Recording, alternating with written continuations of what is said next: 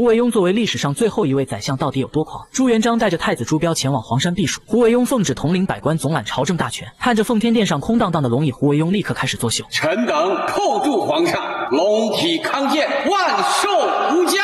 在胡惟庸的带头引导下，满朝文武也学着他的样子对着龙椅朝拜。可让在场众人无论如何都没料到的是，还没等他们起身，胡惟庸就手持御赐的痒痒挠满脸，急切地走上天子丹壁，直到距离龙椅只剩最后一步的位置，他才终于停下脚步。看着台下众臣俯首称臣的模样，胡惟庸心里得意到了极点。眼前的这番场景让他实实在在体会到了君临天下的滋味。紧接着，胡惟庸就摆出一副严肃模样，开启了当天的朝会。查看一下，哪位大臣误了早朝，记下名来。就连皇上身边的太监胡惟庸都敢随意使唤。此时的他早已经把自己当成了真正的天子，甚至连台下站着的一众老臣也免不了被他当众训斥。我等万不可以为皇上走了就可以懈怠政事，为人臣者心中皇上永存。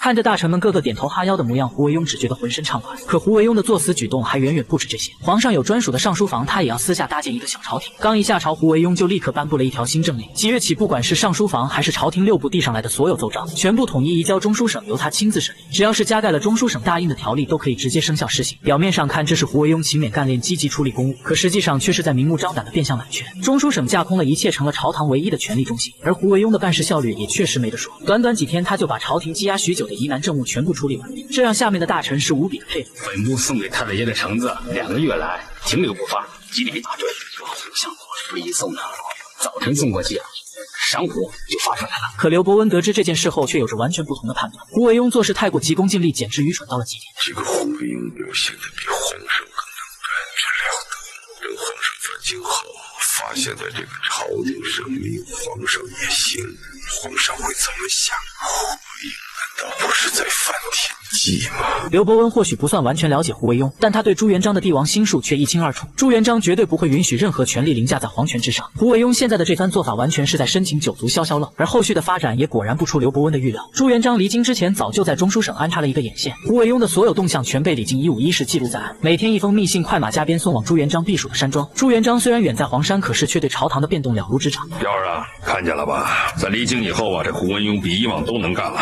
把咱遗留下来的政务那是办理一空啊。是，儿臣十分佩服部下。听完密信内容的朱元璋突然沉下了脸色，自己悉心培养的这位太子看来还是缺了几分帝王心性。随即朱元璋就开始教导朱标，对待臣子只能用手段驾驭，绝对不能生出佩服的心思。儿臣失言了，儿臣确实赏识胡惟庸。即便如此，朱元璋心里还是十分不满。他告诉彪儿一定要学会从多个角度看待问题。胡惟庸虽然确实能干，但他如今的举动早已经超越了本分。如果代理皇权之人胜于皇权，那咱这个皇上不就等于多余了吗？儿臣失察了。教育完太子朱元璋，就让他继续往下读密折。李靖在折子的末尾还加上了自己的个人看法。他觉得胡惟庸独掌大权之后就有些飘飘然，要是再不及时加以阻止，日后恐怕会酿成难以挽回的大祸。通过李靖这些天递上来的密折，朱元璋也发现他是个可造之才，不管是搜集情报的能力，还是处理事务的思路，他都有自己独到的见解。想到李靖当年参加恩科大事时曾受过朱标的提携之恩，朱元璋便打算提前替儿子铺好后续的朝堂道路。李靖是在恩科大事的时候你送入龙门的，咱看这人呐，以后可以当你的柱国大臣。谢父皇。念念胡惟庸的折子。胡惟庸最新递上来的奏本里只有一个核心内容：蓝玉等一众淮西将领北伐取得大胜，即将凯旋回朝。他准备代替朱元璋行使权力，在武英殿为他们大摆庆功宴席。一听这话，朱元璋瞬间就不乐意了。要知道，武英殿是皇帝专属的场所，除了他本人之外，任何人都没有权利擅自启用。胡惟庸的狂妄程度还真是远远超出了朱元璋的预料。武英殿是天子犒赏将帅的地方，胡惟庸做的有点过分了。儿臣即刻拟旨制止胡惟庸。算了，随他去吧。